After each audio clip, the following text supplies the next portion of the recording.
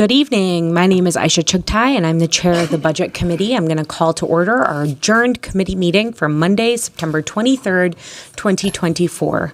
Before we begin the meeting, I want to offer a friendly reminder to all council members, staff presenters, and the public that these meetings are broadcast live to enable greater public participation.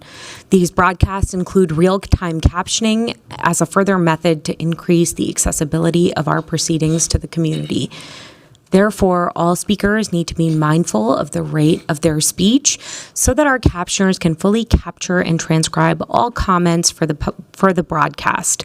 We ask all speakers to moderate the speed and clarity of their comments. At this time, I'll ask the clerk to call the roll so we can verify the presence of a quorum. Councilmember Payne. Present. Wansley is absent. Rainville. Present. Vita. Present. Ellison is absent. Osman is absent. Cashman. Present.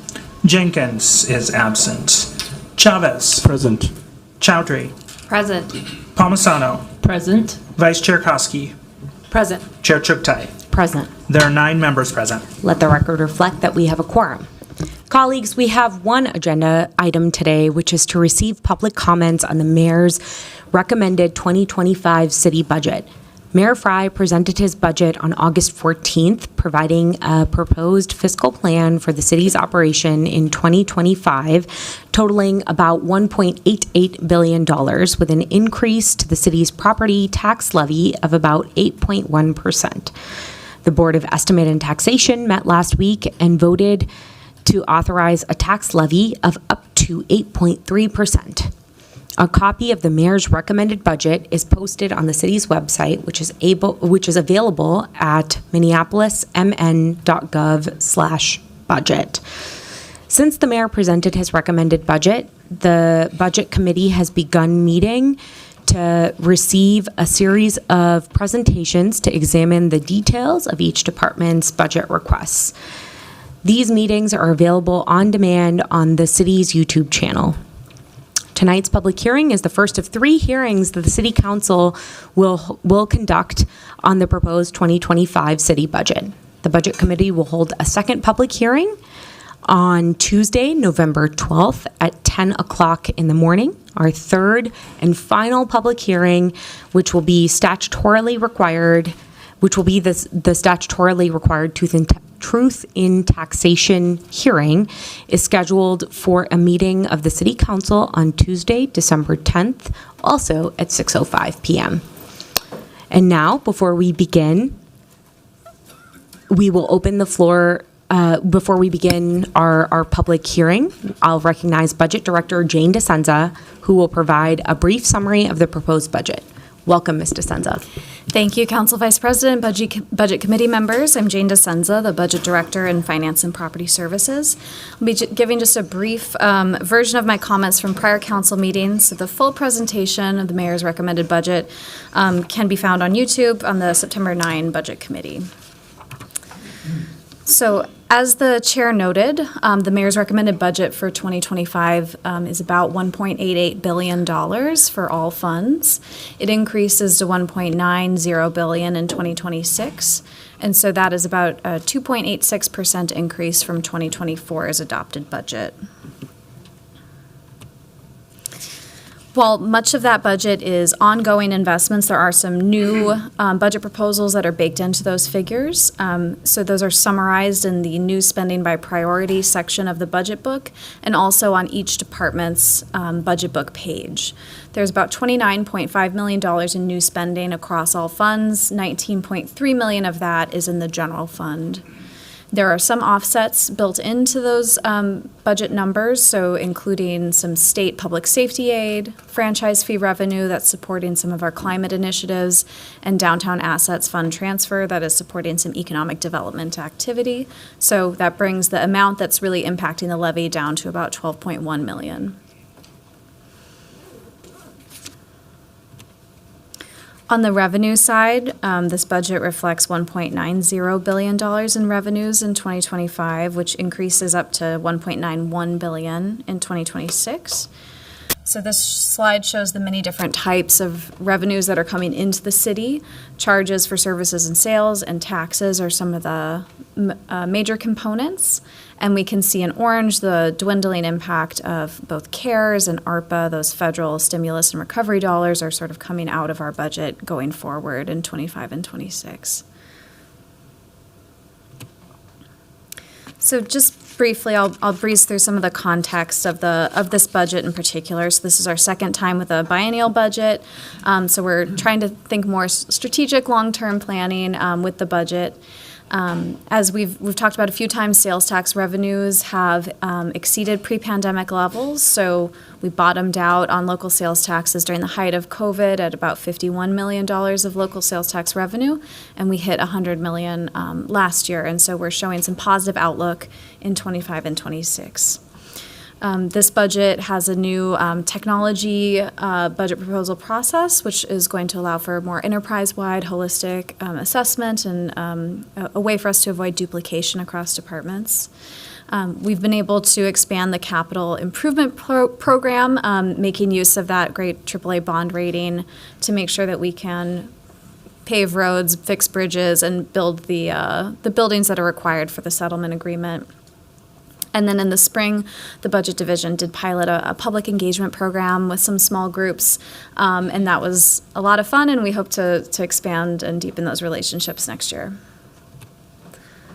Some challenges, though. I think we're all aware that the cost of personnel means that the city's expenses are growing faster than revenues, and that's just a function of wanting to recruit and retain excellent staff to do the important work for the people of Minneapolis. We also have a settlement agreement that requires us to achieve some outcomes, and that leads to expenses both on the capital and operating side. Of particular interest tonight, we know that declining property values on the commercial side are leading to this burden shift for residential properties. And so the people of Minneapolis, whether they rent or own, are going to feel more acutely the impacts of a property tax increase. And while we're raising property taxes, we're seeing modest growth overall in other non-property tax types of revenues. So local sales taxes are up, and that's great, but some other revenue sources have declined a bit. And so we'll be keeping an eye on that throughout this biennial. And then 2025 is the end of ARPA for the city. We've long planned to discontinue ARPA by the end of the year. So as the chair noted, this is the levy table, which I realize is a bit hard to read on the screen, but it shows an overall 8.3% levy increase for 2025. And I've just highlighted the change from the mayor's rec to last week is in the park board line. So that's the highlighted section.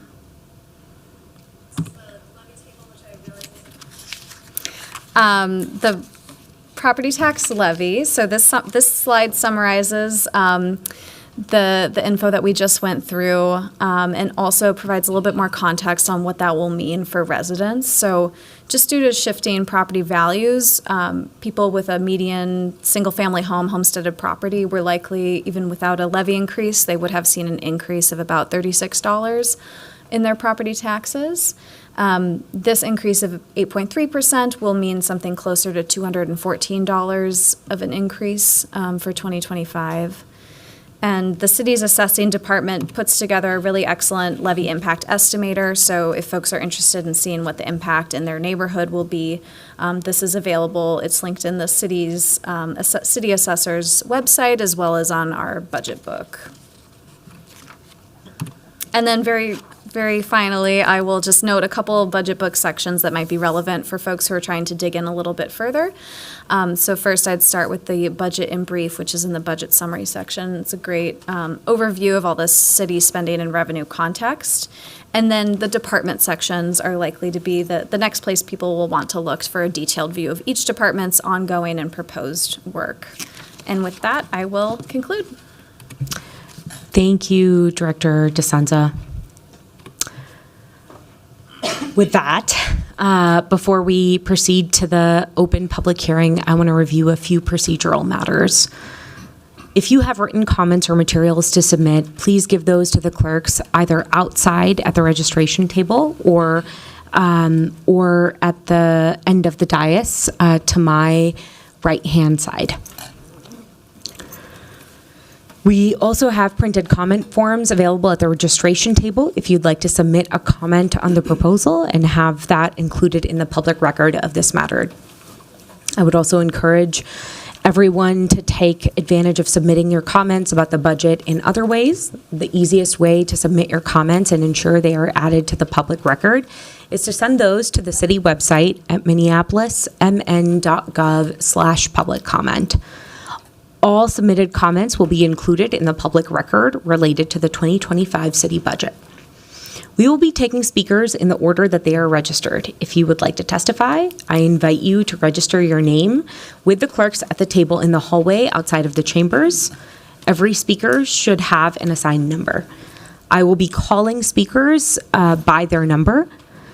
Because we are limited on available seating in the room, there is an overflow room where the public can monitor this meeting. If you're registered to speak but aren't able to sit in the chamber, please head towards the chambers when your number is called on as we get close to your speaker number. Each registered speaker will be given 2 minutes to address the committee. That time will be doubled for those who need interpretation services. We have a timer available where the speakers can monitor the use of their time. We ask that you wrap up your comments when your time has expired so we can accommodate all speakers today. I will be really stringent about making sure to interrupt when your time has expired. It's not personal. We just want to make sure that we get through all of the speakers that are here today. We also ask that everyone be respectful of all speakers and of all the opinions offered. I understand that we have over 30 people registered to speak today. Again, before I open the floor, I'll invite anyone who hasn't registered but would like to register with the clerks at the table in the hallway where you came in outside of this chamber. We ask all speakers to self-identify for the public records before you begin your comments. With that, we are ready to open the public hearing. The first 5 speakers Chair, who... excuse me. I want to make sure that I'm accounted my attendance here. I apologize, Councilmember Osman. Can we note that we have been joined in this meeting, in this public hearing, by both, by Councilmember Osman and by Councilmember Jenkins. And did we miss Councilmember Chowdhury as well during roll call? Okay, wonderful. Thank you. Thank you very much. All right, so the first 5 speakers that we have registered today are speaker number 1, Teresa Delata, speaker number 2, Donna Nesty, speaker number 3, Eladine Wickstrom, speaker number 4, Aline Gauthier, and speaker number 5, Wilmar Delgado. Speaker number 1, Teresa Delata. Welcome. Hi, I'm Teresa Delata. I'm a Ward 11 resident, but I worship in Ward 8 at St. Joan of Arc Catholic Community. Today, I'm here as a person with lived experience of homelessness and also as a board member of Beacon Interfaith Housing Collaborative. Tonight, many housing advocates join me here today. I'm in support of the mayor's proposed new program, Minneapolis Affordable Rental Stabilization, which is giving $1 million of the new sales tax revenue from the local Affordable Housing Aid, or LAHA, as it's known. We at Beacon provide supportive housing like Bemosita in downtown and opening soon Emerson Village on the north side. We've been providing permanent affordable housings for humans from shelters and also those getting out of the tent encampments. Supportive housing is a long-term solution to end homelessness, and the need is great now, as we all know, more than ever. We have been providing supportive housing for over 20 years, and these costs have required now to keep residents and buildings safe and secure and fully staffed are beyond what we've ever imagined. I urge you to include this new program that stabilizes nonprofit supportive housing in the 2025 budget and work to increase that amount by using the local affordable housing aid through the property or through the sales tax. Thanks for the city's commitment to supportive housing, and thank you for your time. Thank you. Our next speaker is Donna Nesty. Hello, I'm here also with Beacon, and I'm speaking in support of the mayor's Minneapolis Affordable Rental Stabilization. Supportive housing, like Beacon's Bimasako in downtown, makes it possible for people coming out of shelters and encampments, people with the most barriers, to finally have a home. And as you all probably know, I've been here a lot about encampments, and I'd like to see them off the street and in housing like this. And I'm very proud of Beacon for what they are doing. And they've been doing this kind of stuff for families, single people, and low barrier housing for 20 years. And the cost today for this is staggering. So the Minneapolis Affordable Rental Stabilization will be a great help in keeping these needed programs going. Thank you. Thank you. Our next speaker is going to be Ella Dean Wickstrom, followed by Elaine Gauthier. Good evening, and thank you, members of the City Council and the Budget Committee, for allowing us to speak tonight. I'm an elder, a mother, a sister, a caregiver, a grandmother, and a friend, and I'm also a member of the Minneapolis Advisory Committee on Aging. City property taxes increases, plus water sewer increases are having a negative impact on elders' ability to remain in their homes or make needed repairs to their homes. This can also create safety and health issues for them as well. Social Security is the primary source of income for the majority of elders, and recipients generally receives small annual increases. However, their expenses for utilities and other service increase by double digits. They are falling behind financially, and elderly women are dropping in poverty in greater numbers. Elders are also not able to pay for costly apartment rentals. The elderly population is growing before our eyes, and we often feel that we are invisible and left to fend for ourselves. Services and programs for elders are fragmented, limited, and not very effective in addressing needs of the elderly. We often find out about services via word of mouth. It is in the best interest of the City of Minneapolis to formulate and prioritize quality services and programs for the aging population. For example, providing organized and funded citywide home repair services, they're greatly needed. Provided home health visiting nurse programs would be important as well, and providing affordable and safe housing is critical. There are many other issues, but I chose to select those three tonight. I've also been a resident of the City of Minneapolis for 57 years. Thank you very much.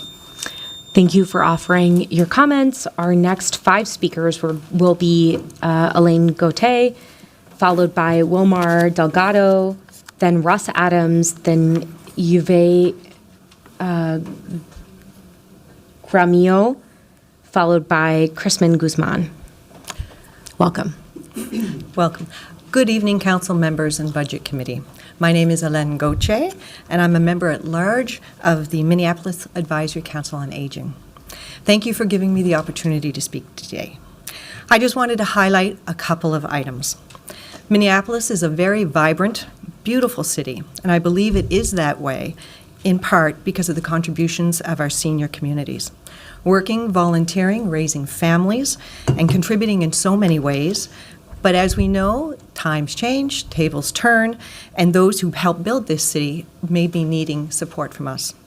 The Advisory Council has identified 3 areas that could use your support. Safe and affordable transportation options for lower-income adults that help them to do daily marketing and participate in events to decrease their isolation. Senior housing support so seniors can continue to live independently as long as possible. And continued funding of a Community Navigators project that partners with culturally specific organizations, hosts bilingual paraprofessionals who provide direct service to older adults and their caregivers. As you work on the city's upcoming budget, I hope you can find support for some of these initiatives. Thanks so much. Thank you for offering your comment, Ellen. I'm really sorry I got your name wrong. Next, we will welcome Wilmar Delgado. Yeah, hello, good evening, everyone. I am here to support the Developers Teaching Assistant Program. Why? Because I am a product of that. Being a real estate for 22 years, I needed support. My dream is becoming a developer. Now, after taking this amazing class, I finally purchased a building site in 27 and Lake Street. Thanks to that, we are going to build an amazing building in that corner that is going to hold 48 units from single, 1, 2, 3, 4 bedrooms, that is going to totally 100% low income from 30 to 50 MI. Why is this kind of programs important? Because help us to understand why or how come becoming a developer.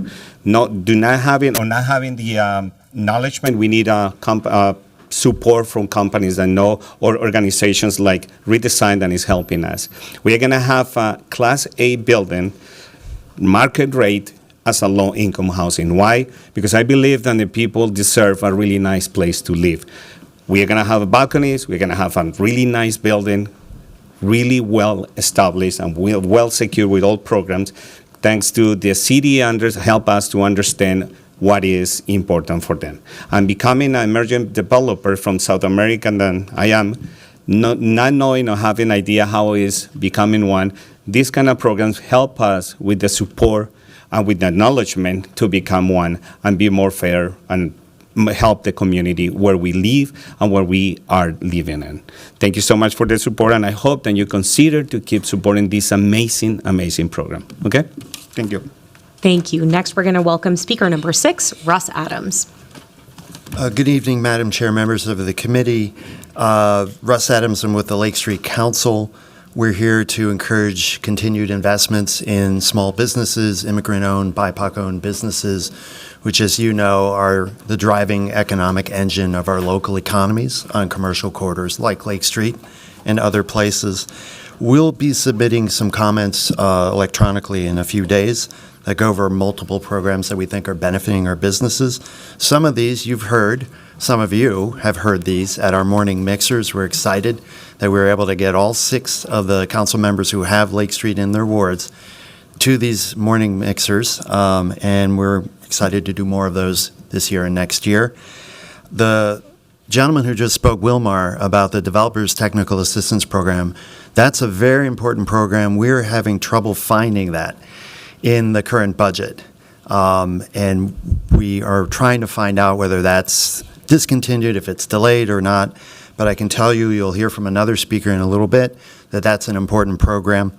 We are excited about what is in the budget. There's extra help for Uptown, which really needs it, both in the Business Technical Assistance Program, as well as the Great Streets Business District Support Program, Facade Improvement Program. And we're excited to see that the mayor has moved, in the long term, base budget funding to support great streets. That's something that's come up in previous budget committees in previous years, as you know. We are also watching how the public safety initiatives that you passed last year are rolling out. Some are being implemented, some have yet to be. We know there's a healthy tension there with the administration on how to do that in the best way. We want to encourage you to keep pushing on that. Finally, we saw your own priorities and your list, including help for businesses struggling with road construction. We hope to see those elevated during this budget process. Thank you. Thank you. Next, we're going to welcome speaker number 7, Yuvia Gramillo, followed by speaker number 8, Crispin Guzman, followed by speaker number 9, Sue Goodstar. Welcome. Hello, my name is Yuvia. I live and work in Ward 7, and I'm here with Setul. When I met someone from Setul last year, that was the first time I learned about Earn, Sick, and Save Time. They explained it to me in a way that a poster on the wall could not, and apparently it wasn't something that my employer deemed important enough to tell me about. When I got sick, I either had to choose between showing up to work sick or taking the time off and losing money from my paycheck. It's very scary and something that many of my colleagues have faced. Last year, I was hit by a car and had to miss a week of work, which meant I was a week short on my paycheck. And in order to avoid missing a rent payment or losing the ability to provide for my basic needs, I had to go back to work before I fully recovered from my injuries. It isn't fair or right for people to decide between their health, employment, and paying the bills. It wasn't until this January that my job became required to pay us earned safe and sick time hours. We were a small business with fewer than 6 employees, so it was previously optional for my boss to pay that time off. He chose not to. He also chose not to inform us of our new rights to paid sick time when the state law went into effect. And unfortunately, one of us got seriously ill, and as employees, we had to push the boss to begin to follow the law and allow us to accrue and access earned safe and sick time. I'm here today as a CETUL member that has been positively impacted by the co-enforcement program and want to encourage City Council to support ongoing funding so that workers like myself have access to this often life-changing information. Thank you. Thank you. Before we continue, I will note that we have been joined in this meeting by Mayor Fry. Welcome. Our next 5 speakers will be Speaker number 8, Crispin Guzman, Speaker number 9, Sue Goodstar, Speaker number 10, Estela Dorado, Speaker number 11, Paulina Bernal, and Speaker number 12, Milka Herrera. Welcome. Hola, buenas tardes. Mi nombre es Crispin Guzmán. I'm sorry, I'm going to interrupt. Clerks, can we double the time? I apologize. Thank you so much for being here. Buenas Welcome. tardes. Mi nombre es Crispin Guzmán. Vivo en Minneapolis, en el barrio de la vicepresidenta del Consejo, Asha Chuntay, en Octon. Pasé por una injusticia trabajando en una tienda en Minneapolis por 2 años, trabajando 7 días a la semana, de 12 a 13 horas al día. En todo ese tiempo no me pagaron el overtime. Aunque estuve trabajando más de 80 horas a la semana, fue tanta la humillación por parte del patrón que me escupieron al salir del trabajo y me despidieron injustificadamente por pedirle que me pagaran el overtime. Junto con 2 compañeros nos deben colectivamente más de $50,000 después de trabajar por años sin recibir el overtime. Hello, my name is Crispin Guzman. I live in Minneapolis in Council Vice President Aisha Chutai's Uptown neighborhood. I went through an injustice working in a store in Minneapolis. I worked in a store for 2 years, working 7 days a week, 12 hours a day. In all that time, I was not paid overtime, even though I was working over 80 hours each week. I was also so humiliated by the employer that they spit on me when I left work and fired me unfairly. I, along with 2 coworkers, are collectively owed over $50,000 after working for years without receiving overtime. Por eso venimos a CETUL a buscar ayuda y nos ayudaron a abrir un caso con el Departamento de Enforzamiento de Estándares Laborales de Minneapolis por esa injusticia que pasé. Estoy involucrado con CETUL y estoy aquí para que ustedes vean la importancia de este programa y el trabajo y esperanza y organizaciones como CETUL que nos dan. Ellos nos escuchan a nosotros, los trabajadores, para que ustedes los escuchen y saber que hay mucha injusticia sobre el robo de salario en Minneapolis. We came to CETUL for help, and they helped us open a case with the Minneapolis Department of Labor Standards Enforcement. Because of that injustice that happened, I am involved with CETUL, and I am here for you to see the importance of this program and the work and hope that organizations like CETUL give us. They listen to us workers so that you can hear them and know that there are many wage thefts and injustices in Minneapolis. Estamos esperando que se resuelva el caso y cuando logremos tener justicia, estaré contento sabiendo que hay un programa como CETUL que ayudan a nosotros los trabajadores cuyos derechos son violados.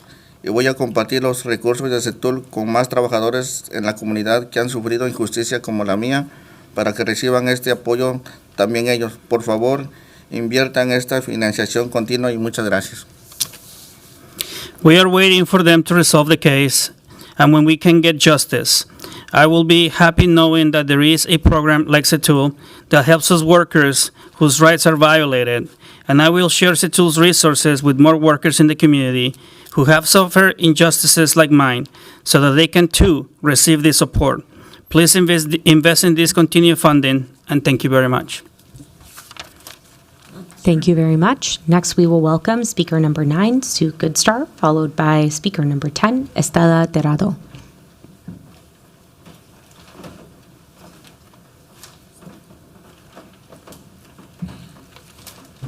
Welcome, Sue.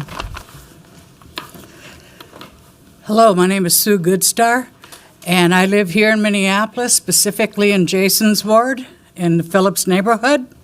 I'm here to talk to you today about my son who works in downtown Minneapolis at Whole Foods.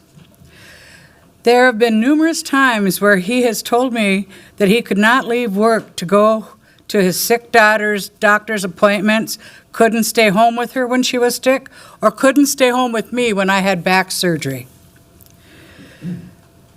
All of these instances should be covered under earned sick and save time. So why was he not allowed to exercise his right to care for his family? Luckily, I'm a member of Setul, and I'm educated on ESST. I was able to explain to him his rights and how they were being violated. When I talked to him, I also learned that other co-workers at Whole Foods were experiencing the same thing. Could you imagine what more could have happened to these workers if I wasn't informed about workers' rights? Last year, you approved the budget increase for co-enforcement. That increase helped places like Setul educate myself and others on how workers' rights work. But that's not enough. There is still more work to be done. Co-enforcement work deserves ongoing sustainable funding.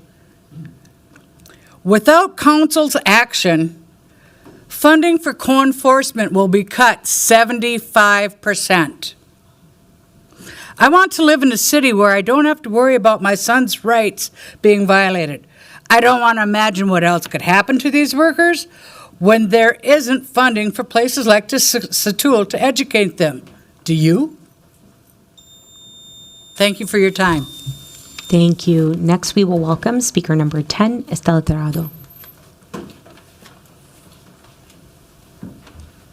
Clerks, if we can double the time.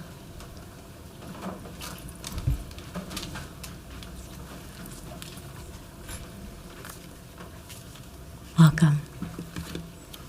Buenas tardes, mi nombre es Estela. Good afternoon, my name is Estela.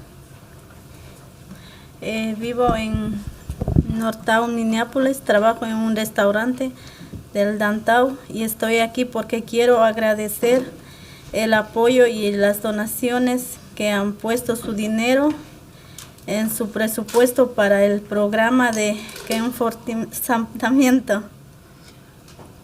I live in Northeast Minneapolis. I work in a restaurant downtown.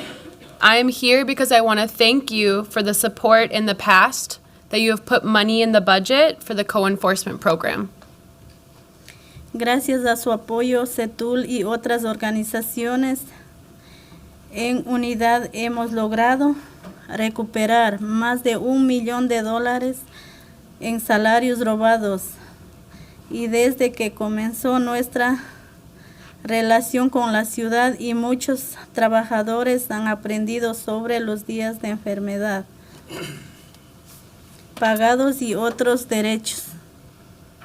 Thanks to your support, Setul and other organizations in Unity have been able to recover over $1 million in stolen wages since our relationship with the city began, and many workers have learned about paid sick days and other rights. Yo era una de las trabajadoras que hace años me pagaban menos del mínimo, pero con el apoyo de Setul me preparé para decir a mi manager y pedir lo que era la ley y recuperé el dinero que faltaba de mi cheque, más de $500. I was one of those workers who years ago was paid less than the minimum wage, but with Setul's support, I prepared myself and I spoke to my manager and I was able to recover the money that was missing on my paycheck, which was more than $500.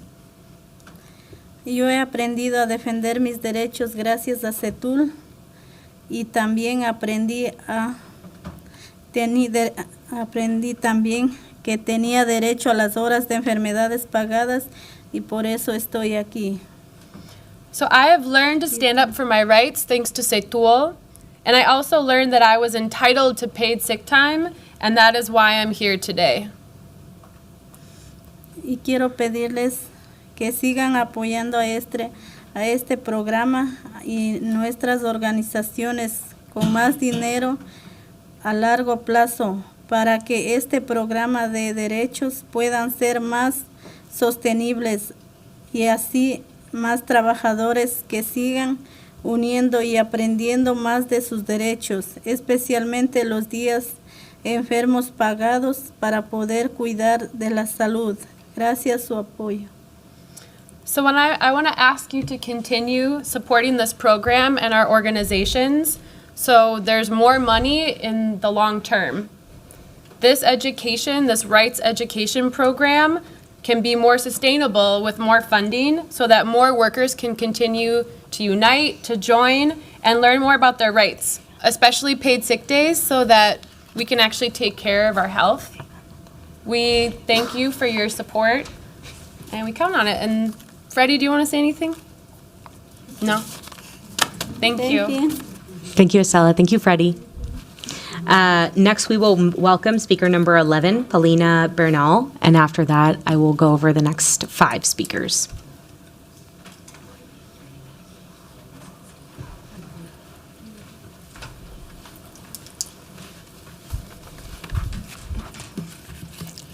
Welcome. Buenas tardes con todos. Mi nombre es Paulina Bernal.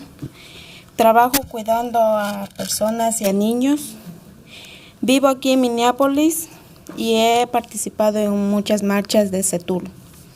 Good afternoon, everybody. My name is Paulina Bernal, and I work caring for both adults and children. I live in Minneapolis, and I've participated in many different events with CETUL. Como muchos de mis compañeros he sufrido muchos abusos y pienso que es tiempo de unirnos y trabajar hacia un futuro mejor para nosotros y nuestras familias. Yo vengo de Ecuador y he encontrado muchas injusticias en este país. Like many of my peers, I have suffered many abuses, and I think it's time for us to unite and work towards a better future for us and for our families. I come from Ecuador, and I have encountered many injustices in this country. La dueña del lugar donde que yo vivía me ofreció empleo.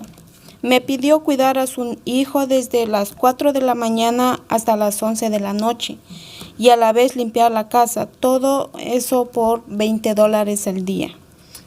So the owner of the place where I was living offered me a job. She asked me to take care of her son from 4 in the morning until 11 at night, and at the same time, clean her house. All of this for only $20 a day. Tuve que buscar otro trabajo cuando encontré algo para limpiar una casa. También me pagaban muy poco, pero fue allí donde que conocí a CETUL. Me invitaron a conocer y fui a una reunión. Yo quedé impactada de saber sobre las leyes, sobre mis derechos. Entendí que estaba regalando mis horas de trabajo. So I had to look for another job, and when I found something cleaning a house, I was also paid very little. But that was where I heard about CETUL. I was invited to learn more and went to a meeting, and I was very impacted to be able to learn about the laws, about my rights, and I was able to understand that I was giving away my hours and my labor. Pero gracias a CETUL, ahora sé que tengo derechos. Por eso estoy aquí, para pedirles que apoyen el programa de educación, porque no solo yo seré beneficiada, sino muchos más trabajadores. Este tipo de información tiene la capacidad de cambiar la vida de muchos. Por favor, ayúdennos colaborando a CETUL. Gracias. But thanks to CETUL, now I know that I have rights. And that's why I'm here today to ask you to support the education program, because not only I will be benefited, but many more workers as well. This kind of information has the ability to change lives. So please, we're here to ask you today to put more money in your budget to support the work that we're doing. Thank you very much. Thank you, Paulina. The next 5 speakers we're going to welcome are speaker number 12, Milka Herrera, speaker number 13, Ostin Lopez, speaker number 14, Johnny Lopez, speaker number 15, Alexandra Plaza, and then speaker number 16, Abe Demaj. Welcome, Milka. Buenas tardes, mi nombre es Milka Tamara y soy pintora de casa, mamá soltera de un pequeño de 7 años. Yo pasé por situaciones muy difíciles por el robo del salario y por el ambiente peligroso del sitio de trabajo. Fui amenazada y tuve que luchar por mi sueldo perdidos. Quizás ustedes nunca han pasado por ninguna por angustias de no saber cómo pagar la renta o alimentación a sus hijos. Estoy aquí para decirles que esta es una realidad para muchos trabajadores. Good afternoon. My name is Milka Tamara, and I am a house painter and a single mother of a 7-year-old boy. I went through very difficult situations because of wage theft and the dangerous environment of the workplace. I was threatened, and I had to fight for my lost wages. Perhaps you have never gone through an anguish of not knowing how to pay the rent or feed your children. I am here to tell you that this is a reality for many workers. Antes de llegar a CETUL pensé que nunca iba a recuperar mi pago de $1,200. Los organizadores de CETUL y este programa me ayudaron bastante. Me dieron más que ayuda legal, me dieron esperanza. Sé que no soy la única que ha sufrido y quiero que todos tengan la misma oportunidad. Before I came to CETUL, I thought I was never going to recover the over $1,200 in stolen wages. The organizers of CETUL and this program helped me a lot. They gave me more than legal help. They gave me hope. And I know I am not the only one who has suffered, and I want everyone to have the same opportunity. Queremos asegurarnos de que nuestros derechos sean respetados y que no tengamos que pasar por momentos tan difíciles. Y ahora es el momento de tomar medidas correctas para garantizar la seguridad y la dignidad de los trabajadores. Por favor, no dejen que el programa con esforzamiento se acabe. Necesitamos los recursos y fondos sostenibles para seguir ayudando a muchas personas como yo. Gracias.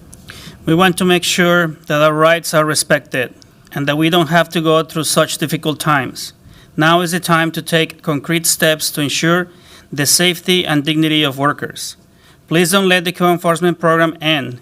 We need the resources and sustained funding to keep helping countless workers like myself. Thank you. Thank you. Next, we're going to welcome speaker number 13, Ostin Lopez, followed by speaker number 14, Johnny Lopez.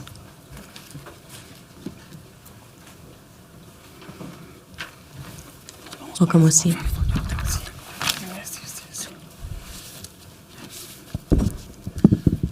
Buenas tardes, soy Ostin López, él es mi hijo Johnny López.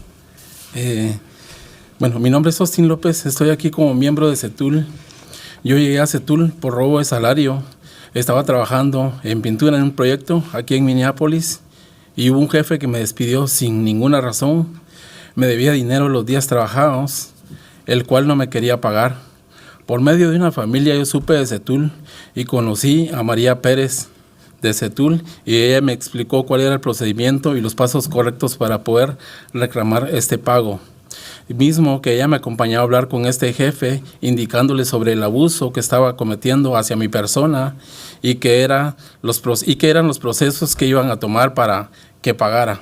Al principio María recibió insultos a este patrón, pero eventualmente se comprometió a pagar a los 3 días lo que me debía.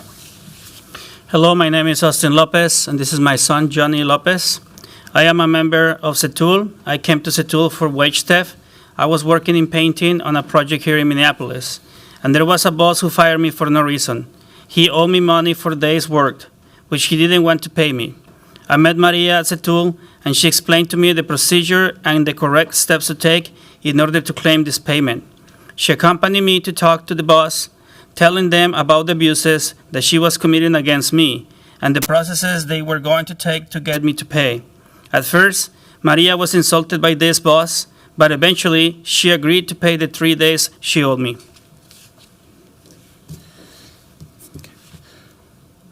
Cuando ese robo de salario me pasó, me sentí triste y frustrado al no saber qué hacer.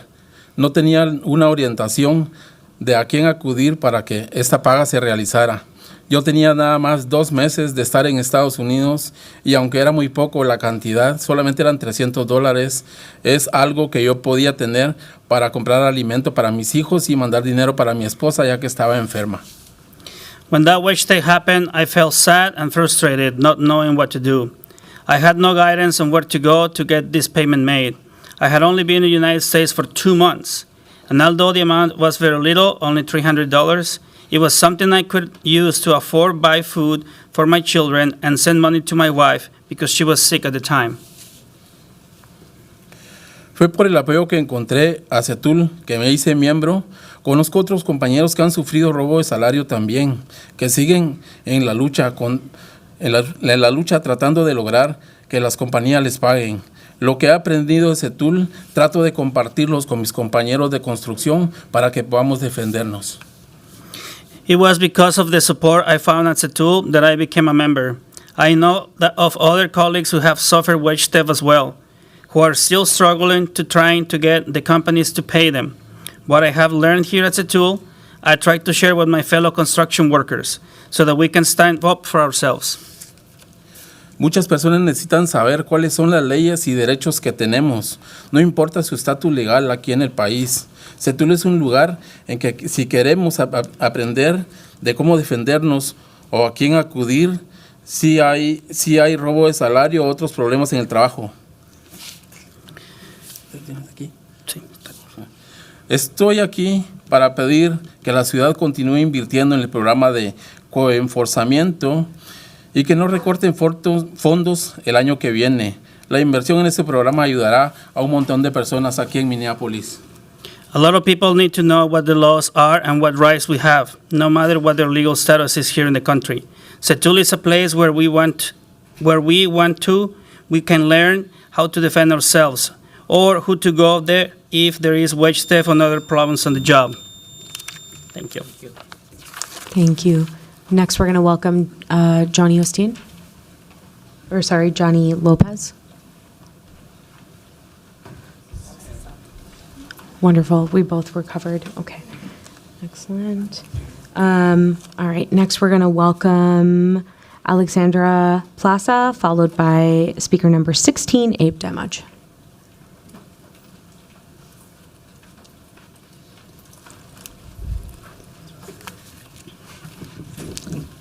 Buenas tardes, mi nombre es Alexandra, vivo y trabajo en el Northeast de Minneapolis. Soy madre soltera de un niño. Estoy aquí porque recientemente en mi anterior trabajo pasé por acoso sexual por parte de un supervisor. Yo me sentía muy estresada y frustrada. También fue difícil porque me quitaron mis horas de trabajo por no aceptar sus invitaciones para salir. No sabía qué hacer. Pensaba cómo encuentro otro trabajo o dónde busco ayuda. Pero mi tía me recomendó una persona de un departamento de derechos legales y esa persona me dio la dirección y el teléfono de CETUL. Good afternoon. My name is Alexandra, and I live and I work in Northeast Minneapolis. I'm a single mother of one son, and I'm here because recently at my previous job, I went through an experience of sexual harassment on the part of my supervisor. I was very stressed and frustrated. It was also difficult because they took hours away from me because I didn't accept his advances to go out with him. I didn't know what to do. I was thinking, how do I find another job? Or where do I go for help? What do I do? I thought. But then my aunt recommended a person to me from a legal rights department, and it was that person that gave me the address and the phone number of CETUL. Yo llegué a CETUL y me dijeron que llegara a una reunión. Ahí me reuní y aprendí sobre mis derechos. En esa reunión me apoyaron a escribir una carta sobre mi situación y después la llevé a Recursos Humanos. Yo recibí mis horas de regreso en otro sitio de trabajo, pero la persona que me acosaba no le dieron ningún castigo. Yo pienso que se debe hacer más justicia para los trabajadores y más entrenamiento sobre el acoso sexual y otros derechos y protecciones en el trabajo. Y CETUL es una de las organizaciones que dan este tipo de entrenamiento. So I arrived at CETUL, and when I did, they told me to come to a meeting about my rights. It was there that I received help to write a letter, and I brought it to Human Resources to explain my situation. I did receive my hours back at another work site, but the person who harassed me did not receive any kind of punishment. I think there should be more justice for workers and more trainings about sexual harassment and other rights at our work site, and also other protections at work. And CETUL is one of the organizations that gives these type of trainings. Aprendí que tengo derechos y que merezco justicia. Yo sigo luchando, pero espero que ustedes sigan apoyando e invirtiendo en el programa de co-enforzamiento para que podamos tener más entrenamiento sobre el acoso sexual y sobre los derechos para los trabajadores para asegurar un futuro mejor para todos. Por favor, no dejen de este programa se quede sin fondos. Muchas gracias. So I learned that I have rights and that I deserve justice. I am still fighting, but I hope that you will continue to support and invest in the co-enforcement program so that we can have more trainings on sexual harassment and workers' rights, so that we can have a better future for all of us. Please don't let this program run out of funds. Thank you so much. Thank you. Our next speaker will be Abe Demaj, and after that I'll cover the next 5 speakers, but the speaker after Abe will be Yusra Muhammad. Welcome, Abe. All right. Hi, my name is Abe Demaj. My topic will be a lot different than what you guys heard. I migrated 33 years ago to this country, amazing country, and I came to Minneapolis, Minnesota. I went to study Morris, Minnesota. I started as a furniture delivery guy. From there, I continued to have a real estate development. Within the 2020, after George Floyd, my business has been completely torn down in one night. That was the money that I was putting for my family. Everything was gone within one night. It was very devastating that I had. Continue to have rebuilding the community. I swift my whole entire money from my 401k, my home equity loan money into the Abyssinia Center. Abyssinia Center has been built in June 2020. When I was opening up, my 37 window was shattered completely. There was nothing there for me. So I started to become a real estate developer. So swifting from a furniture store, how could I bring those people who has been displaced into this building? I continue to strive, and the program that I got into it was the DTAP program. I really recommend all of you guys to support that. It brings the people of color to bring food and everything to their family. And I really urge you guys to support that so you would not see another crisis. I think we deserve. And I also, my colleague and the budget lady that she spoke about, 100 million, I was a product of that. I contribute, we hire for 50 ethnicity from different ethnics into our furniture business. And we all paid taxes, we all paid property tax, income tax. I paid everything to the state of Minnesota. What they owe me was my neighborhood was torn apart one night. So if you guys turn your back and saying that we're not gonna help this, I think you're all gonna be accountable. So let's not history to be repeated. I urge you guys to support DTAP and BTAP program completely to people of color. Thank you so much.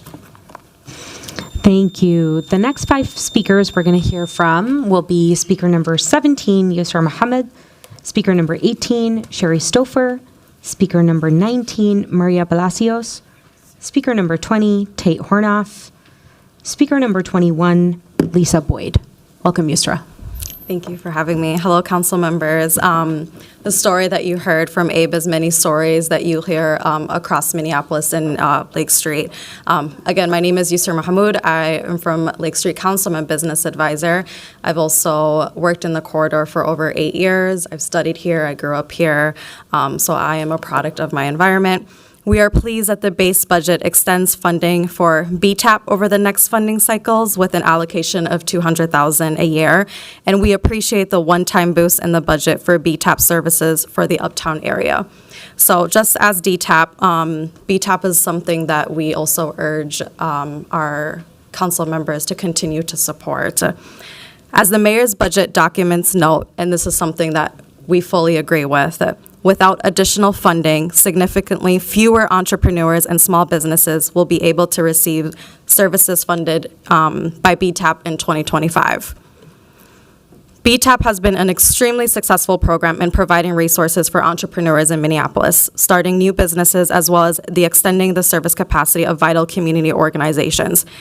Communities that have participated in BTAP activities saw significant improvements in helping them gain access to capital, gaining vital new technical skills, and emerging in their new demanded roles. As we know, our businesses have continued to face disadvantages.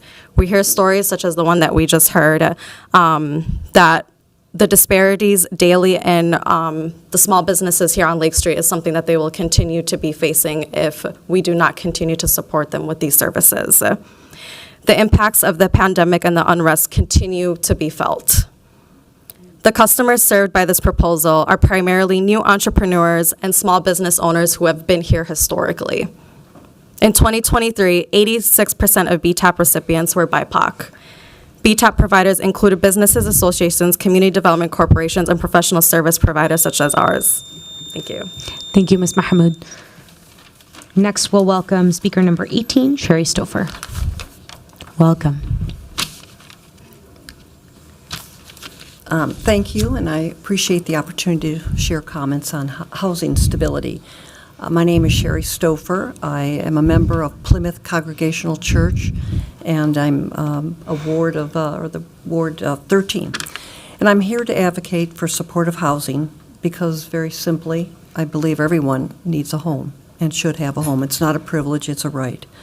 We all know that the playing field is not level, so many face barriers to housing stability that we couldn't even imagine going through. So it's critical that we support and provide the necessary needs for those to have a safe home.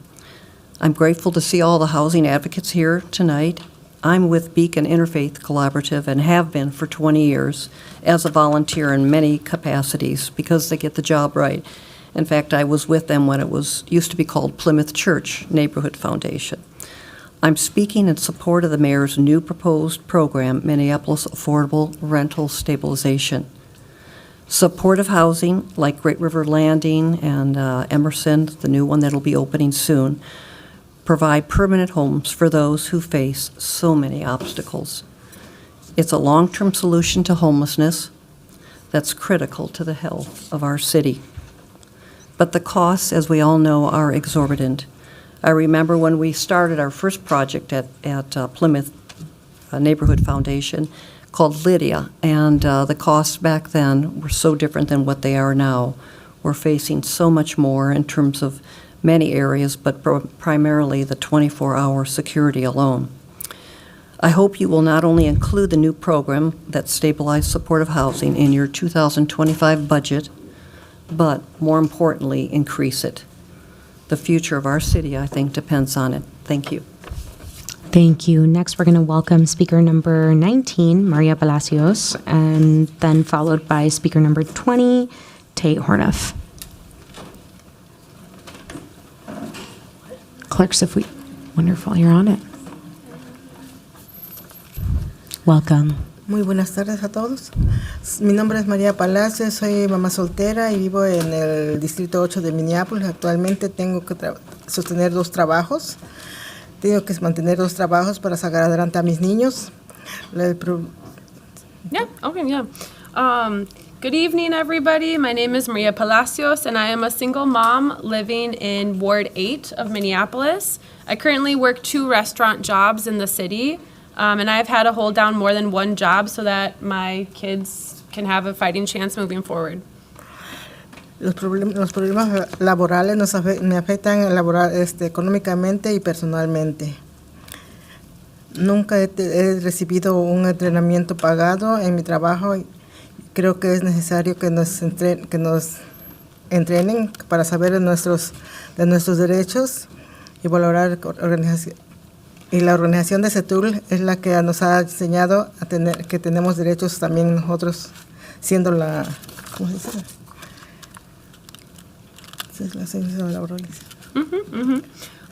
So labor labor issues affect my life in every way, every day, financially and personally. At my job, I have never received paid training.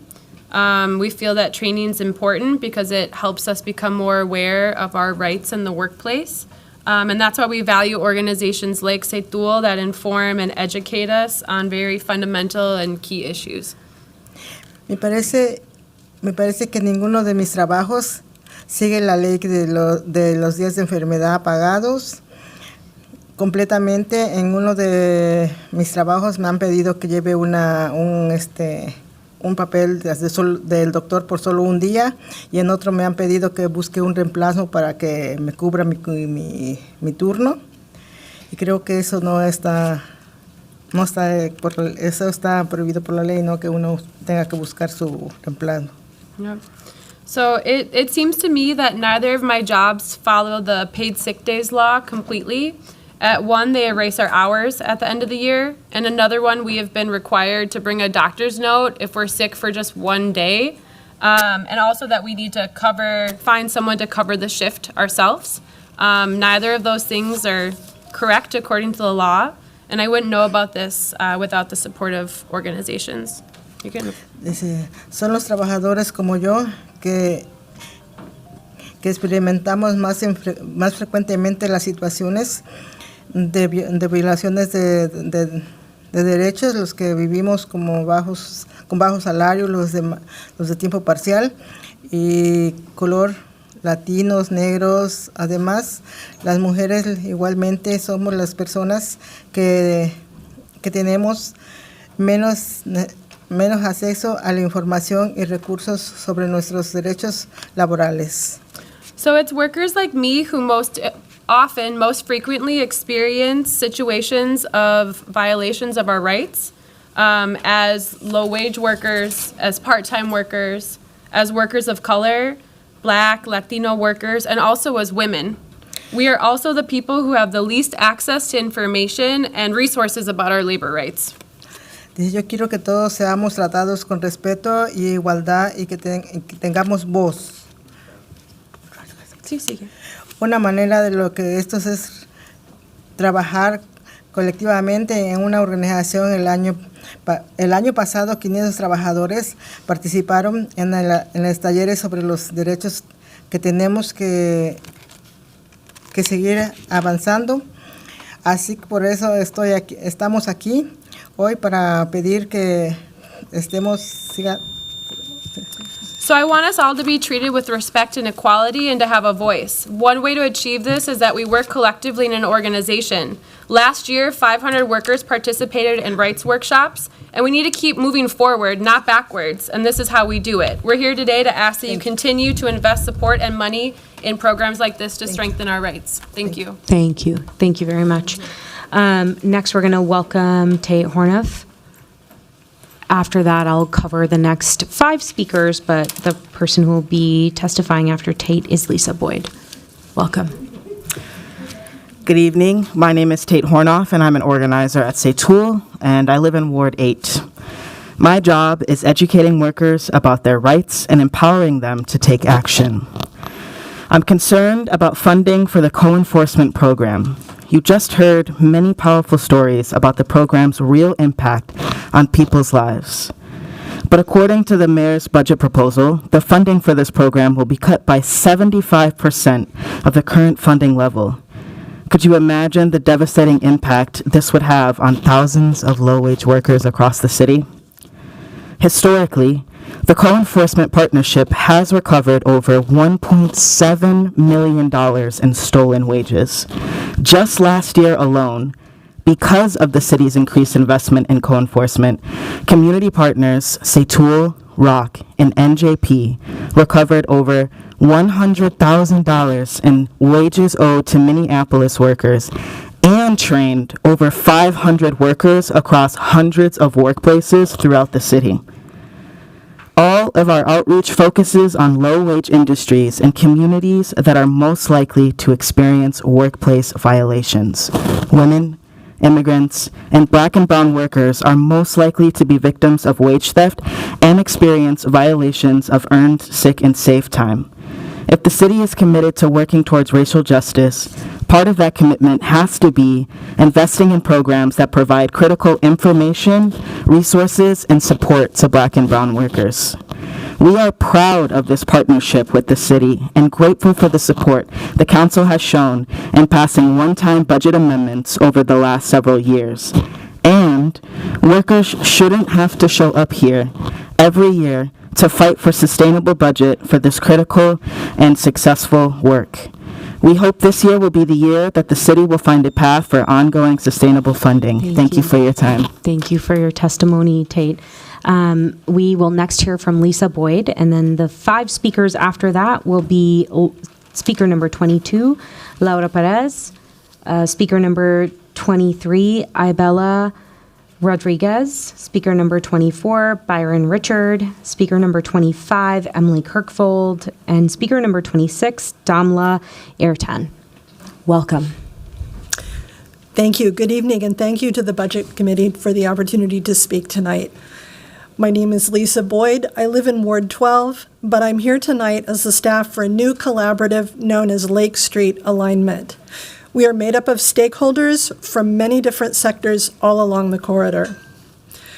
We support the Lake Street Council agenda in favor of programs that are making a critical difference in stabilizing local commercial corridors across the city, including Lake Street.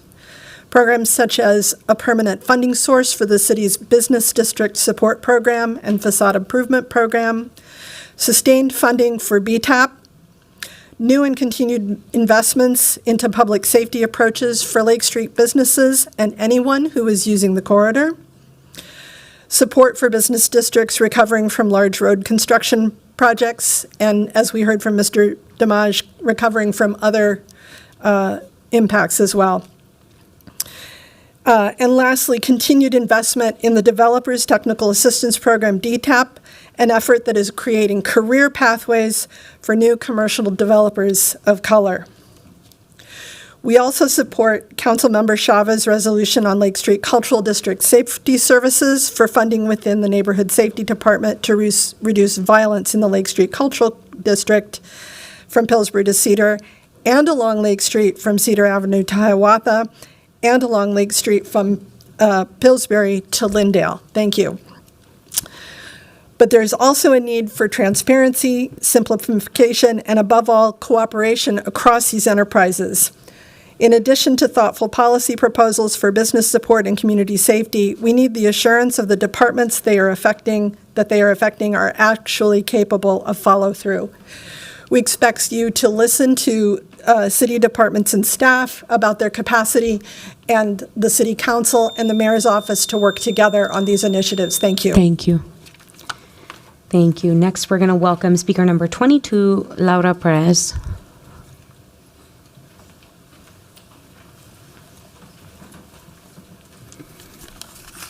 Welcome.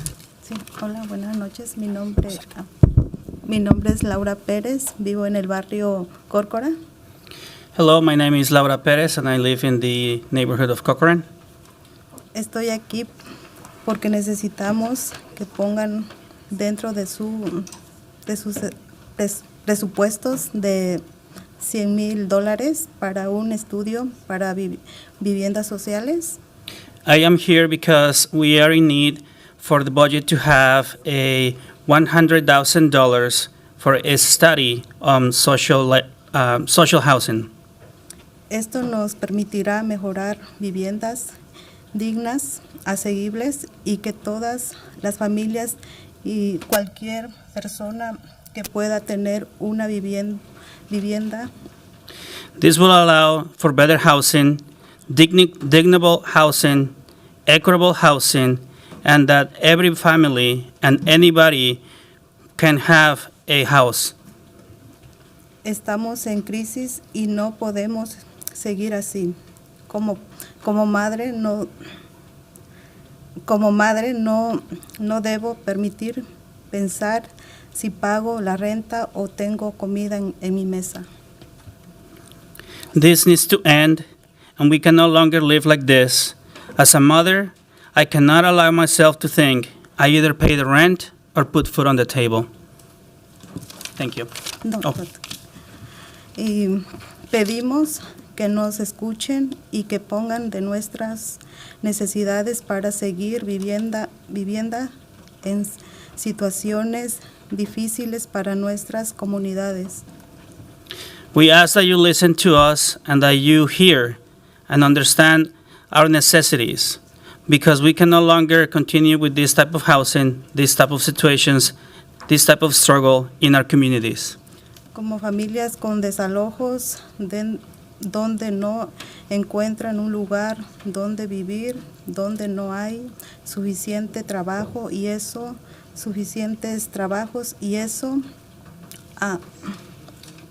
hace que estemos vulnerables. More families that I know and keep on happening that are facing eviction. They cannot find a dignable place to live.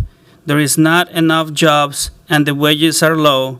And this makes for us, the community, to be vulnerable. Gracias. Thank you. Next, we're going to welcome speaker number 23, Ibelia Rodriguez, followed by speaker number 24, Byron Richard. Welcome. Hola, buenas tardes. Mi nombre es Alibella Rodríguez y soy miembro de la organización Inquilinos Unidos. Y estoy aquí para pedir que en su presupuesto pongan $100,000 para un estudio de vivienda social, ya que necesitamos más recursos para la vivienda, para que podamos vivir dignamente, ya que saben que pienso que tal vez ya que ustedes pongan esa cantidad y se haga el estudio de vivienda social, podrán ustedes saber que es necesario que tengamos vivienda social para todos. Hello, good afternoon. My name is Alibella Rodriguez. I am here with Inquilinos Unidos. I am here because we want to ask for the city budget to add $100,000 for a social housing study.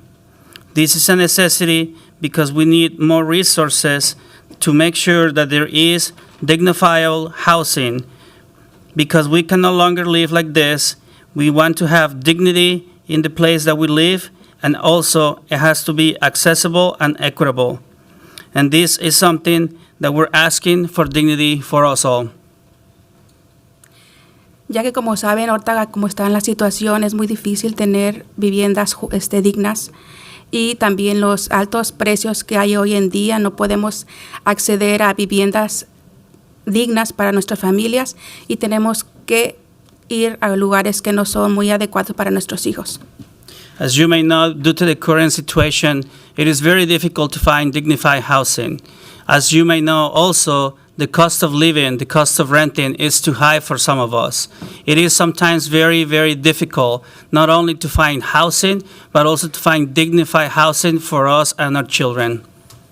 Y con los altos costos que tenemos en la renta, a veces es imposible llevar el sustento a la casa y tenemos que elegir entre dar comida a nuestras familias o tener el dinero para pagar nuestras rentas.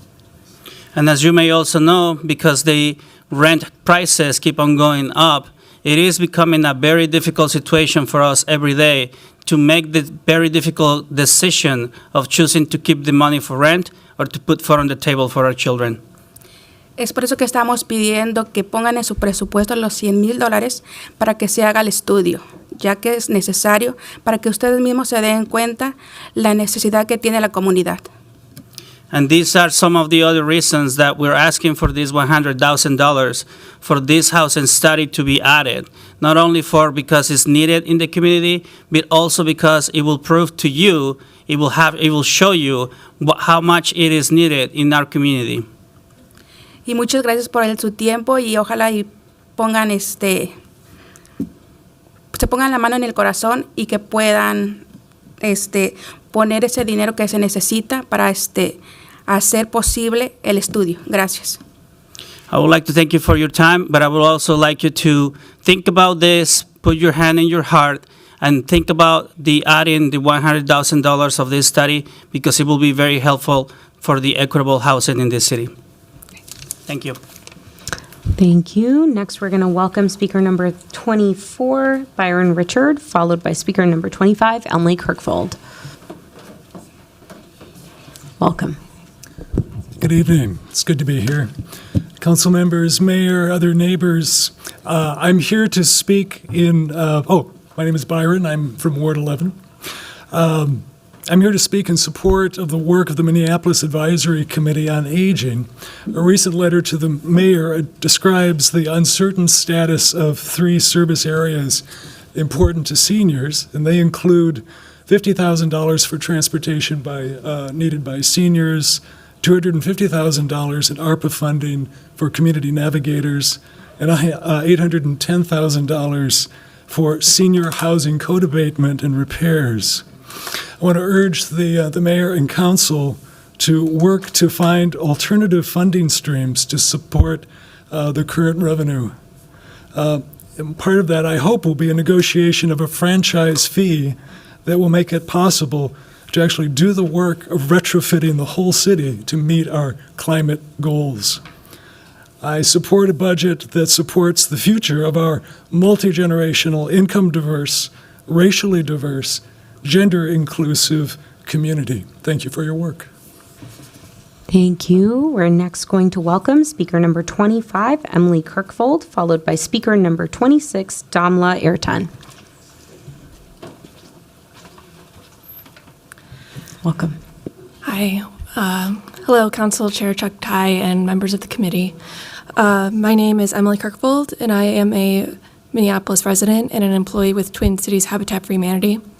I'm here today to share our support and advocate for the inclusion of the Affordable Homeownership Preservation Grant currently proposed in the Mayor's 2025 budget. Through Twin Cities Habitat's partnership with the Department of Regulatory Services, housing inspectors refer low-income homeowners to our Brush with Kindness program. Homeowners need to be at or below 80% AMI, but the majority of clients we serve are at or below 30% AMI. This program was originally piloted in 2018 and was able to continue through an ARPA allocation, with the current contract set to end this December. It has provided grants, typically between $15,000 to $20,000 a project, to preserve affordable homeownership opportunities throughout the city. We have found that for most of our clients without this program, there are few, if any, housing options available due to extremely limited resources, making their current housing the safest and most affordable option. With currently almost 500 open housing orders, the need for this program is essential, not only to preserve the city's current housing stock, but also to prevent potential displacement of these homeowners. According to the State Demographer's Office, the City of Minneapolis has over 7,000 homeowners at the age of 65 or over who are living on $40,000 or less a year. We believe this number will continue to grow as more baby boomers retire with little additional savings.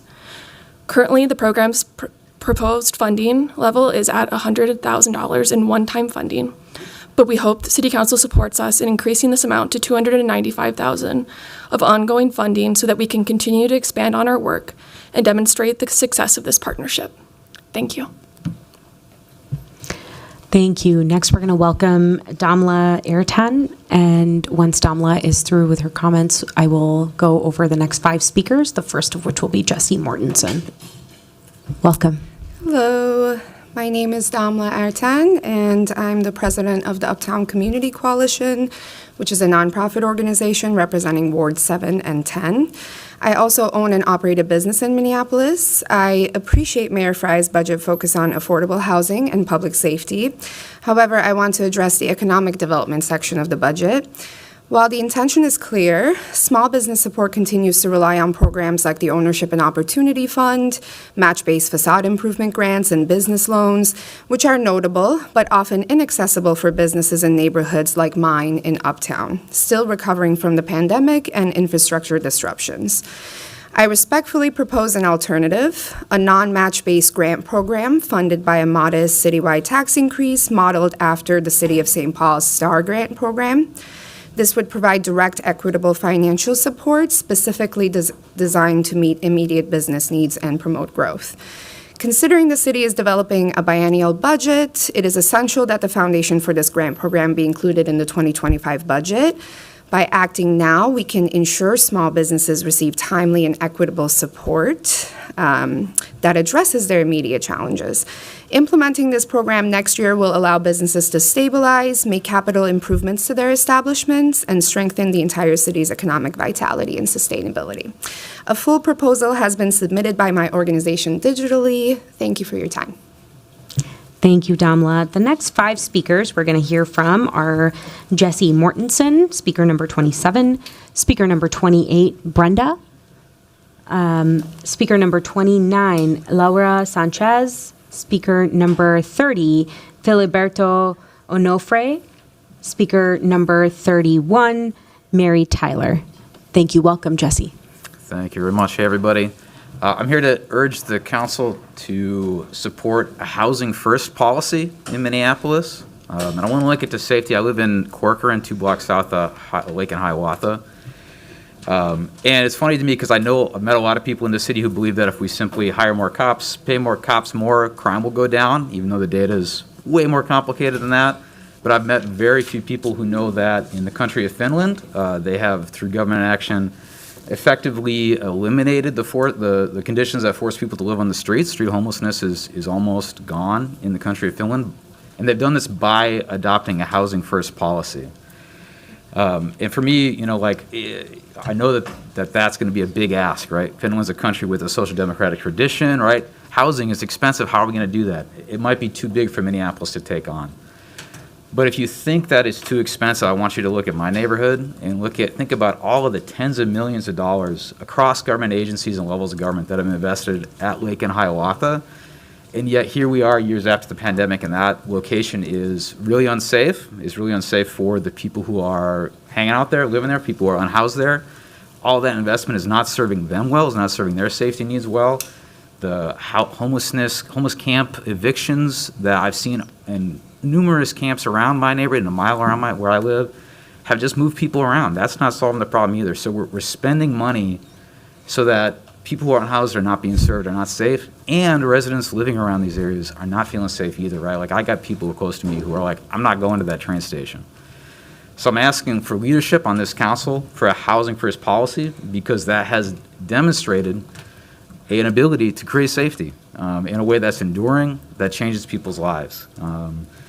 And again, if it's a big sacrifice, I'm asking you, hey, if we don't do it, who else is? We're here, we're at the front line, we got to do it. So thank you very much. Thank you. Next, we will welcome speaker number 28, Brenda.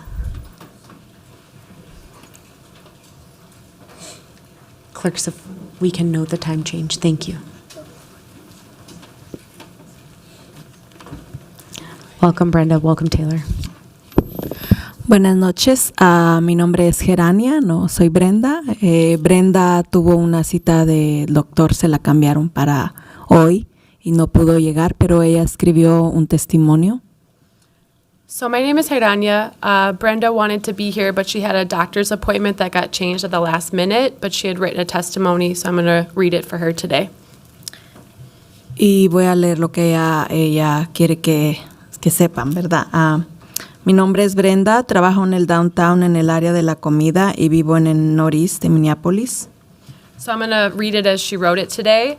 Hi, my name is Brenda. I work downtown in food service and I live in northeast Minneapolis. Y quiero decir que el programa de coenforzamiento con CETUL me ha ayudado mucho y yo quiero que otros trabajadores estén informados sobre sus derechos como los días de enfermedad pagados. You know, I want to let you guys know that the co-enforcement program with CETUL has helped me a lot, and I want other workers to be informed about their rights, such as paid sick days. Hace unos años, cuando mi esposo y yo vivíamos en Chicago, él pasó por robo de salario. Nunca recuperó su dinero porque no sabíamos sobre nuestros derechos. Eso nos afectó económicamente y emocionalmente, el no tener dinero para pagar la renta ni comida para nuestros hijos. So a few years ago, when my husband and I lived in Chicago, he experienced wage theft. He never recovered his money because we didn't know about our rights. It affected us a lot financially and emotionally, not having the money to pay for rent or for food for our children. Y conocí a CETUL y aprendí que ahí hay apoyo para los trabajadores. Me hubiera gustado tener ese apoyo en Chicago cuando pasamos por ese tiempo difícil con el robo de sueldo. So getting to know Setul, I've learned that there is support for workers, and I would have liked to have had such support when my family and I went through such a difficult time experiencing wage theft. Estas injusticias ya no pueden ser parte del ambiente laboral en Minneapolis y con el apoyo de organizaciones tenemos la oportunidad de acabar con los abusos. These injustices can no longer be a part of the work environment in Minneapolis. And with the support of these programs and organizations, we have the opportunity to end such abuses. Sin entrenamiento sobre nuestros derechos y las leyes, hemos visto que no nos informa el manager ni nuestro jefe los derechos. Muchos de nosotros estamos desinformados y solo nos queda asumir las cosas. So without training programs about our rights and the laws, we have seen that we're not informed by our managers or our bosses about our rights. And so many of us are left misinformed and we just are left to assume certain things. Por ejemplo, si mi hijo se enferma y no sé nada de las horas de enfermedad pagadas, no me van a pagar ni voy a pedir pago porque ni siquiera estaría informada sobre esta ley o tal vez ni pediría mi día para llevar al doctor a mi hijo por no perder ese día de salario. So for example, if my kid gets sick and I don't know anything about paid sick time, I won't get paid. And I won't ask for my pay because I wouldn't even be informed of this law, or maybe I wouldn't even ask for my day off to take my child to the doctor so I wouldn't lose my day's pay. Eso es injusto, por eso necesitamos entrenamientos de los derechos y las organizaciones laborales, que ustedes nos apoyen no solamente este año, sino a largo plazo con fondos. So this is unfair, and that's why we need rights trainings and labor organizations, and we want to ask you to support us ongoing, not just this year, with continued funding. Thank you so much. Gracias, ella quiso que les dijéramos eso. Yes, so thank you so much for allowing us to speak this on her behalf. Thank you. We're next going to welcome speaker number 29, Laura Sanchez. We have 8 speakers, including Laura, who are signed up to speak this evening. We have moved the sign-in table from right outside of the chambers into the chambers right next to where the clerks are seated. So to my right-hand side, anyone is still welcome to sign up to speak, and we will make sure to get to you in 8 speakers. Welcome. Hola, mi nombre es Laura Sánchez, vivo en el área de Phillips, soy madre soltera con 4 hijos y lucho todos los días por mis hijos para que tengan un futuro mejor. Tengo 25 años con mi negocio dentro del mercado central, trabajo duro todos los días para poder solventar los gastos y poder sobrevivir y sacar adelante a mi familia y a mi negocio. Estoy pidiendo más apoyo económico para los negocios, incluyendo el mercado central, ya que realmente no hemos podido estabilizarnos por causa de la pandemia y los disturbios que ocurrieron en el área de la Ley Street. So my name is Laura Sanchez. I live in the area of Phillips, and I'm a single mother with 4 kids. I fight every single day for my kids to be able to have a better future. I have been a business owner for 25 years inside of Mercado Central. I work hard every day so that I'm able to afford my bills and expenses, and so that I can survive and actually move forward my family and my business. I'm asking today for more support economically for the Latino businesses that are inside Mercado Central, because realistically, we have not been able to, stabilize ourselves since the pandemic and with the uprisings. Gracias por darme la oportunidad de hablar y de expresar estos puntos. Espero que los tomen en consideración. Gracias. Aprecio mucho por darme la oportunidad de hablar en este momento. Gracias. Thank you so much for allowing me the opportunity to speak here tonight and express my opinion.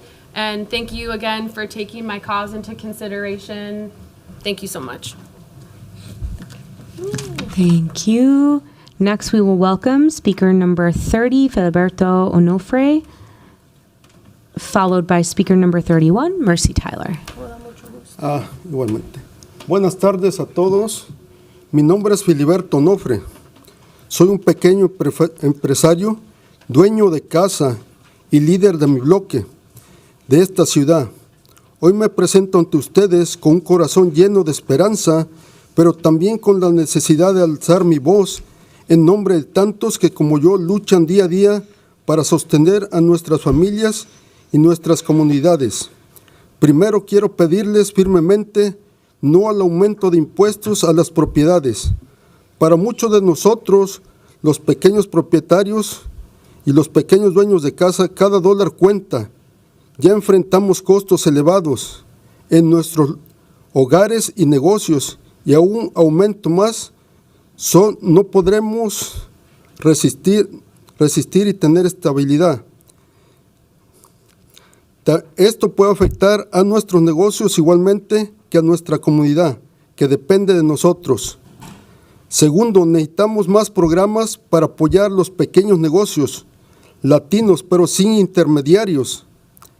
La ayuda debe ser directa y sin burocracia, ya que limita el monto que llega a nosotros.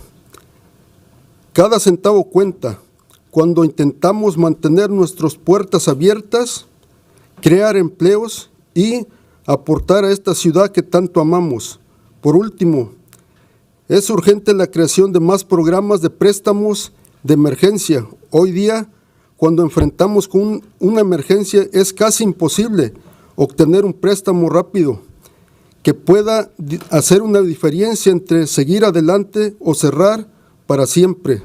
No podemos esperar semanas o meses cuando nuestras necesidades son inmediatas. Estoy aquí no solo como un empresario, sino como un vecino que quiere ver a nuestra comunidad florecer. Mis palabras no solo son las más representantes, mis palabras no son solo mías, son representantes de una comunidad. Queremos ser parte del progreso de esta ciudad. Necesitamos su apoyo para seguir construyendo este futuro juntos. Gracias por su atención. Quédese conmigo. So my name is Filiberto Onofre. I am a small business owner, a homeowner, and a Black leader in this city. Today I stand before you with a full heart of hope, but also with the need to raise my voice on behalf of so many who, like me, struggle every day to support our families and our communities. First, I want to say firmly no to property tax increases. For many of us, small property owners, every dollar matters. We are already facing high costs in our homes and our businesses, and another increase will not only put our stability at risk, but also the stability of the entire community that depends on us. Second, we need more programs to support small Latino businesses, but without intermediaries. Aid must be direct, without bureaucracy that limits or reduces the amount that truly reaches us.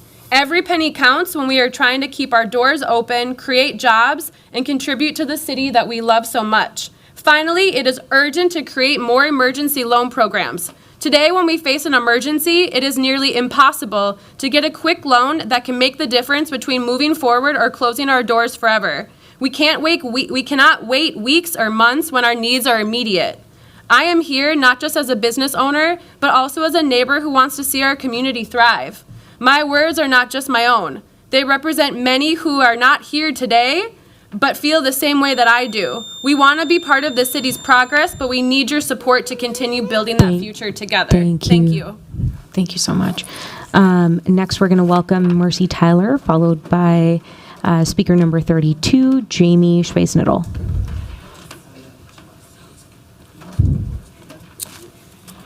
Welcome. Thank you. Good evening to the members of the Budget Committee and City Council, Minneapolis City Council.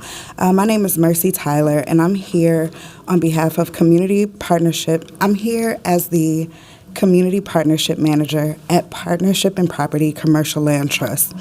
Today I'm here to express our support for the proposed 2025 budget particularly in relation to the continued funding and development for the Lake Street Council, as well as to raise important questions about the future of the DTAP program, the Developer Technical Assistance Program for Emerging Developers.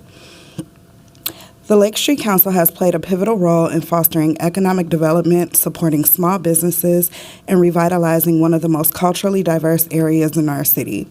We strongly encourage the continued investment in this vital organization as its impact is felt throughout our community. I would also like to highlight my experience working with the DTAP program. Through this work, I've had the opportunity to provide direct consulting and one-on-one assistance to emerging developers of color. This program has been instrumental in opening pathways to commercial real estate for developers who are reflective of the diverse communities of Minneapolis. The accessibility that DTAP provides is a critical step towards ensuring an equitable development across neighborhoods. However, I must express some concerns regarding the sustainability and ongoing commitment to this program. As we continue our shared mission of equitable development, it is imperative that the DTAP program not only remains funded, but also grows to meet the needs of more emerging developers. These developers are the future stewards of commercial spaces in our communities, and their success is tied into the overall economic health and inclusivity of Minneapolis. Thank you. Thank you. The next and final 5 speakers that we will welcome tonight, who are signed up as of right now, of course, please feel welcome to register, are speaker number 32, Jamie Schwenazel, speaker number 33, Hal Reynolds, speaker number 34, Pal Crumley, speaker number 35, Adam Drizzy, and speaker number 36, Muhammad Jama. Welcome, Jamie. Hi, thanks for taking some time to hear us. So I own a business with my wife on the 3000 block of Minnehaha Avenue, and 5 years ago I could look out and see 12 locally owned businesses from the front door of our business that are no longer there. And I don't just mean that the businesses have closed down, but the buildings are gone. And the buildings that remain did receive a lot of damage in the uprisings of 2020 and the unrest. And the buildings that are gone but came back are mostly corporate chains, 2 drive-through fast food restaurants, a chain auto parts store, a chain department store, and the post office, thankfully, as well. So what's happened is business owners, my friends, my neighbors, people who are mostly people of color who developed that neighborhood, have been fighting with the city every step of the way for everything from demolition permits to snow removal to getting the trash removed. And in addition to all of that, a lot of people have had to become developers, people who are chefs, who are nonprofit theater managers. They're not real estate developers, but they're needing to basically become real estate developers because they were working in buildings that were not built within the last 50 to 75 years and don't meet current building standards. And those buildings aren't gone, and they have to build back something new. So I'm here to say DTAP is a great program that I know helps a lot of people like that. And also just that business owners and residents in our city are desperate for successes, not for great ideas that don't get implemented. So thank you. Thank you, Jamie. Next, we're going to welcome Hal Reynolds, followed by Pat Crumley. Welcome, Hal.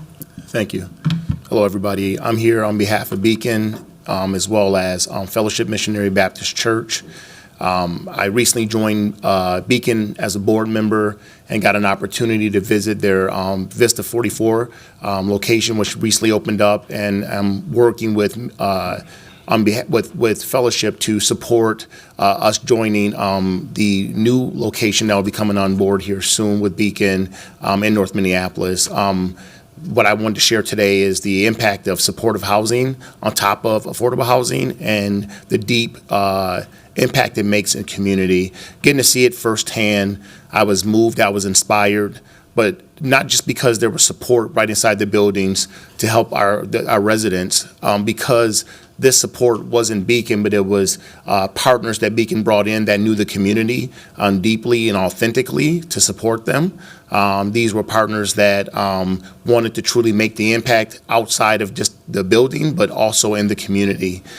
Supportive housing, as you can imagine, is expensive. That includes sometimes security as well, to make sure residents feel safe and supported. And so I'm on here behalf to support some of the new policies that are coming out around supporting things of this nature. They're really needed. It really helps young people that are transitioning stand up in those spaces and have a brighter tomorrow, because the support is right there at their convenience. They don't have to go search for it. So thank you for your time. Thank you, council members, community members. We're now down to our final three speakers who are signed up to speak this evening. We will hear from speaker number 34, Pat Crumley, followed by speaker number 35, Adam Drissy. Good Welcome. evening. Good evening. It is a pleasure and opportunity to be here. My name is Pat Crumley, and I live over in North Minneapolis, and I'm really here to talk about, or to speak on, and to give testimony with regard to my experience in the affordable home ownership preservation program that is sponsored or implemented by Habitat for Humanity. I think a lot of times we hear testimony and we hear different things about what we need, but I just want to say, as a senior, I was at a point where I had provided some assistance to my family member who was experiencing dementia. I did hospice care for a brother. So there was a period of time where, even though I had worked as an attorney for 25 years in social justice issues, and also as a city attorney, as also for a public defender, both state and federal, there was a particular time when I really needed help with my home to maintain it. I go to a YMCA over in North Minneapolis, and what we talk about as seniors a lot is affordability, repairs, safety in our homes so that we can stay there. Sometimes as you get older, and I'm 72, but I'm strong, we become invisible, as if we don't count, as if we no longer have a voice. So I thank you for this process that we have here in Minneapolis to be heard. And I support Habitat, and I hope that you will support increasing their budget from $100,000 to the $295 that they are asking, because it really makes a difference. I'm kind of here to stay. I've enjoyed the 25 years plus that I've lived in North Minneapolis and the community contacts I have, and I appreciate the opportunity to appear to you before you all tonight. And I support this program, and I just want to say it's made a difference. I'm safe. Nothing is falling apart. I have trees trimmed. I really have a circuit breakers now. I have a sump pump. So I'm very happy, and it makes a difference. So thank you very much. Thank you, Pat. Next, we are going to welcome speaker number 35, Adam Drissy, followed by our final speaker of the evening, speaker number 36, Muhammad Jama. Speaker number 35, Adam. No worries. We'll skip ahead to speaker number 36, Muhammad Jama. And then Adam, we will welcome you after.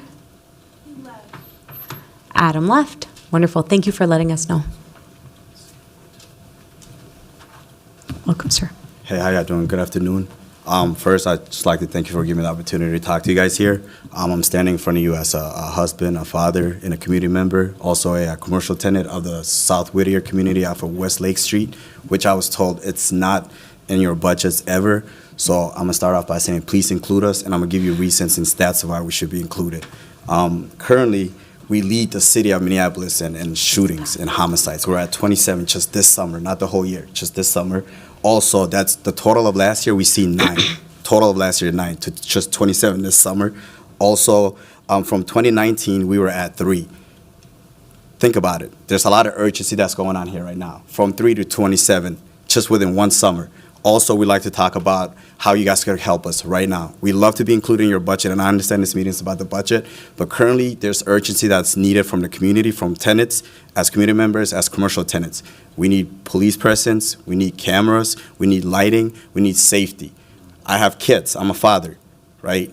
The principal of my school, after the shooting that just happened a few weeks ago, didn't even know anything that was going on. These kids had to report the first week of school of seeing murder outside the yard.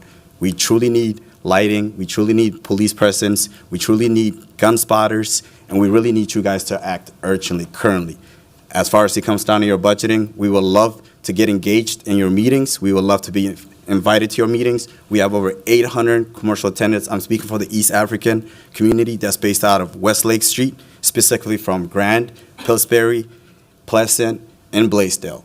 It's urgent, guys, and we're asking, we're begging you guys. We've reached out to individuals, and we've been asking, and as city members, as leaders, we're asking to be heard. So please, what can we do right now to address this issue is what I'm here for. Thank you for the time. Thank you very much. With that, we have concluded all of the registered speakers this evening. Is there anyone wishing to offer testimony before I close this hearing? Going once, going twice. All right. With that, I am going to close this hearing, and I will remind everyone that we have our second public hearing scheduled for Tuesday, November 12th at 10 a.m., followed by our final public hearing on December 10th, and that one is at 6:05 p.m. again. I want to thank everyone who participated in this hearing tonight, and for everyone who spoke or submitted comments. We have had an influx of just comments coming in related to the budget that we are all, passing along to our clerks to be included in the official record. And with that, we appreciate your engagement today and your continued engagement on the city budget and the important work that helps us improve our community and make it better for residents in Minneapolis. With that, we have concluded all business to come before the committee this evening, and without objection, we stand adjourned until our next meeting, which is tomorrow morning at 10 o'clock a.m., where we are slated to receive presentations from the Neighborhood and Community Relations, Arts and Cultural Affairs, and Intergovernmental Relations departments. All three of those presentations are available, council members, in LIMS, so please, if you have not had a chance to do so yet, review those ahead of our committee tomorrow morning. Thank you, everyone.